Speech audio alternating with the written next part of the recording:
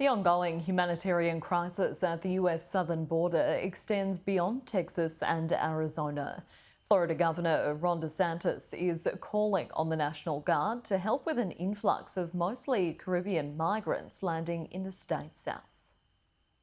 Florida Governor Ron Desantis has signed a new executive order calling on the Florida National Guard, law enforcement, and other state agencies to assist with the stream of migrants who continue to show up along the Florida coast. The state says it will now use air assets, including planes and helicopters from the Florida National Guard, and increase marine patrols to try to help intercept and ensure the safety of migrants who are attempting to reach Florida. In his announcement, Governor DeSantis didn't mince words as he blasted President Biden and his quote-unquote lawless immigration policies. The governor saying in part, quote, "I am activating the National Guard and directing state resources to help alleviate the strain on local resources. When Biden continues to ignore his legal responsibilities, we will step in to support our communities." The current wave of illegal Cuban migration to the U.S. is the largest it's been in decades. Since August, the governor says state, federal, and local law enforcement have encountered more than 8,000 migrants off the coast of Florida.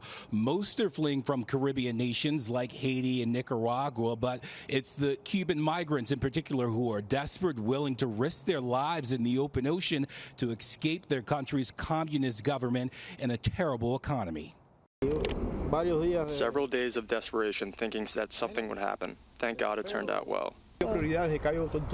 The attention was really good. Everything was really good. We have nothing to complain about. Over there, we did have plenty to complain about. Yeah, and since New Year's weekend, hundreds of Cubans have arrived in boats up and down the Florida Keys. The National Guard rescued more than 300 who were stranded in the dry Tortugas, a remote and uninhabited Florida island just west of the Keys. They were transported to a border station in Key West on Thursday. The influx is certainly overwhelming local communities who become responsible for taking these folks in and caring for them. And officials say the resources just aren't there. What officials are hoping for is the White House's new plan to restrict the number of migrants from Haiti and Nicaragua and Cuba who are allowed to come into the United States will help with their problem, but that, of course, is something we'll have to wait and see.